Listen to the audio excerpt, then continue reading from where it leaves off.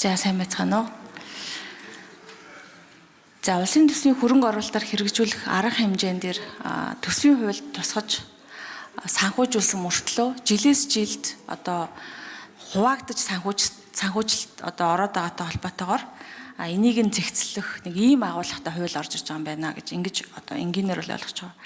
За надад нэг тодруулах асуулт байгаамаа. Тэр нь болохоор улсын төсвийн хөрөнгө оруулалтаар хэрэгжүүлэхээр төсвийн хууль тусгаж баталсан хууль арга хэмжээний төсөв төртөг нэмэгдэж байгаа асуудлаар засгийн газарт чиглэл өгөх тухай энэ тогтоол өөрөө нэг урьдчилан байдлаар судалгаа хийсэн байна тий. Одоо энэ судалгаан дээр за энэ судалгаан дотор нь болохоор барилга угсралтын ажил болон захиалагч гүйцэтгэгч компаниудын явцын хяналт за дотоод зохион байгуулалт хангалтгүй улмаас улсын комисс хүлээж авахд зөрчил доголдол илэрч акт тавихад түүнийгээ засаж хүлээлгэж өгч чадаагүй улмаас төсөл зогсоосон байдлууд аудитын дүгнэлтээс харагджээ гэж дүгнсэн байна. За барилга байгууламжийн төсөл тавигддаг норм стандартыг хангадаг учраас улсын комиссд хүлээлгэн өгөх боломжгүй зогссон талаар аудитын дүгнэлтээс харж болно гэж дүгнсэн байна. Тус ер нь л дүгнэлтүүд нь харахаар. За тэгвэл энэ дээр миний нөгөө тодруулах гэдэг зүйл нь улсын төсвийн хөрөнгө оруулалтаар санхүүжүүлж байгаа барилга байгууламж бүхий төсөл арга хэмжээ хугацаанд орохгүй саатаж байгаа мөн анх батлагдсан төсөв төртөг нь өөрчлөгдөж байгаа шалтгааныг судлаад ямар арга хэмжээ авахыг тусгаад оруулж ирэх хэрэгтэй юм шиг байна. Одоо жишээлбэл ингээд шалтгааныг бид нар ойлгочлоо шүү дээ. За ийм шалтгаанаас энэ барилга одоо хоцорж байгаа юм байна, хойшлогдож байгаа юм байна гэдэг ч юм ийм асуулт гарвал энэ шалтгаан нь тодорхойлцсон бол энийг нь яаж шийдэх юм бэ гэдэг арга хэмжээг би хараад эндээс хайгаад байгаа байхгүй. Тэгэхээр одоо жишээлбэл тухайн гүйцэтгэгчийг солих, тухайн жилд багтааж дуусгах зэрэг арга хэмжээнүүдийг илүү тусах юм уу? Яг ямар арга хэмжээ авч иж энэ тулгамдаад байгаа асуудлыг шийдвэрлэх юм болоо гэдэг тэр процедурыг нь би тодруулмаар байгаа. За хэн хариулах вэ? Ажлын хэсэг хариулъя.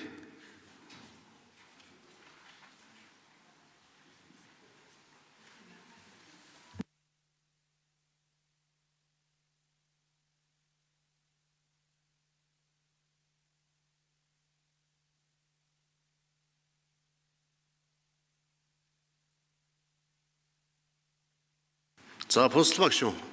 Хууль санаачлагч хариулъя.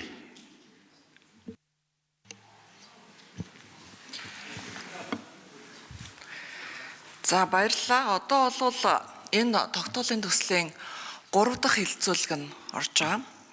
За энэ хилцүүлэг одоо энэ тогтоолын төсөл батлагдсны дараа засгийн газар бол одоо энэ асуудлын хүрээнд царцсан, гатсан, үр ашиггүй болсон нийт төслүүдийн одоо нэгдсэн жагсаалтыг гаргаж өгөх юм. Тэгээд энэ жагсаалтанд орсон бүх төсөл арга хэмжээний техник эдийн засгийн асуудал, за газрын гэрээний хэрэгжилт, гүйцэтгэлийн хариуцлага ямар асуудал үүссэн байгааг нь тухайн төсөл тус бүрээр нь тодорхой болгож ирээд энэ талаараа бол улсын их хурлд санал дүгнэлтийг хүргүүлэх юм. Энэ улсын хурлд хүргүүлж байгаа санал дүгнэлт нь 2026 оны 9 сарын 15 буюу 2027 оны улсын төсөв өргөн баригдах үед энэ санал дүгнэлтийг хүргүүлэх юм. Энэ саналыг бүгдийг улсын их хурлын гишүүд хүлээж аваад парламентаараа нээлттэй хилцүүлээд аль төслүүдийг одоо төрийн өмчлөлт хിവэрнүүлдэж төсвийн гүйцэтгэл санхүүжилтийг хэрэгжүүлэх үү, аль төслүүдийг өмчлийн өөр хэлбэрт шилжүүлэх үү гэдгийг парламент өөрсдөө бид нээлттэй хилцүүлж агаад эцсийн шийдвэрийг гаргах ийм тов дараалттай байна.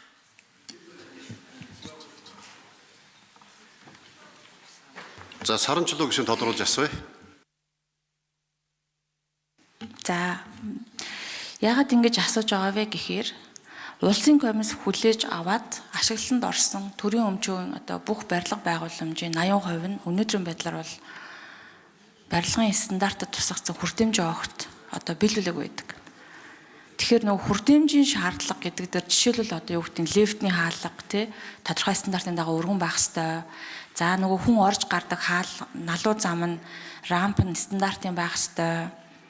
Цонх нь одоо бариулна тийм байх ёстой ч гэдэг юм уу. Барилгын наад захын хүртээмжийн асуудлуудыг хангаагүй барилга өнөөдөр улсын комиссоор дүгнэлт гараад ингээд ашиглалтанд ороод байгаа. Нэг том сургууль, нэг арга хэмжээ боллоо нэг юмны нээлтгэл очихоор уудэнд нь алуу заамаа байгаа мөртөө дотгошоо орохоор нойлынх нь хаалгана. Нөгөө тэрэгэн зэр орох зайг болчиход байдаг. Тэгэхээр энэ тогтоолын хүрээнд аль хүртэлх асуудлыг жишээлбэл татах юм болоо гэдгийг би асуумаар байгаа байхгүй.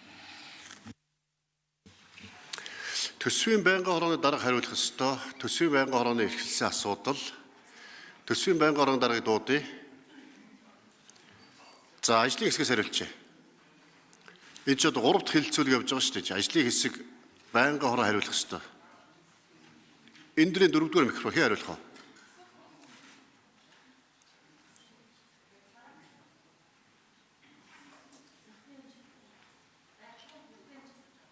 За, дөрөвдүгээр микрофон. За, хот байгуулалт, барилга, орон сууцчлалт яам, мөхтөр, сарамжлалын гишүүний асуултанд хариулъя. Тэгээ ер нь бол төсөв нэгж байгаа үндслүүд бол өмнөх хэлцүүлэг нэлээд тодорхой хэлсэн байгаа. Нөгөө томсгон төсвөр төсөв суулгаа явуулдаг. Тэгээ богино хугацаанд ер нь бол барилгын төсвийг тухай бүрэн төсөв суулгаж явж чадахгүйс болоод төсөв төртөг нэмэгдэх одоо инфляц идэгдэх гэдэг энэ бол гол үндсэн шалтгаанууд нь бол төсөв нэгж үндсэн шалтгаанууд бол юм байгаа. Харин сарамжлалын гишүүний асуусан дээр норм нормативтай холбоотой энэ асуудлыг бол сүүлийн жилд бол энэ зураг төсөл магадaltaй бол ерөнхийдөө норм нормативыг бол яс бариулаад явж байгаа. Нэг төвхтэй асуудал нь өмнөх одоо юу гэдэг 2010 оноос өмнөх ч гэдэг юм уу тий орон сууцнууд дээр ч гэдэг юм үйлдвэрийн барилга байгууламжууд дээр хөгжлийн бэрхшээлт иргэдийн дээр тавигдах норм норматив бариулах жоохон төвхтэй байгаа. Энэ өөрөө нэлээд цаг хугацаа зардал мөнгө шаардсан асуудал байгаа. Сүүлийн жилүүд За, гүйцэг хариулчих. Дөрөвдүгээр микрофон. биш. Сүүлийн жилүүд баригдаж байгаа барилга байгууламж дээр бол норм норматив бол яс мөрдүүлээд явж байгаа. За. За, зочин танилцуулъя. Улсын их хурлын гишүүн Цэндийн Баатар хүүгийн урилгаар нийслэлийн Чингэлтэй дүүргийн 18-24-р хорооны иргэд улсын их хурлын үйл ажиллагаа төрийн ордонтой танилцж байна. Төрийн ордонтой танилцж байгаа нийт иргэдтэй улсын их хурлынхаа нийт гишүүдийн нэрийн өмнөөс эрүүл энх аз жаргал сайн сайхан бүхнийг хүсээрөөё.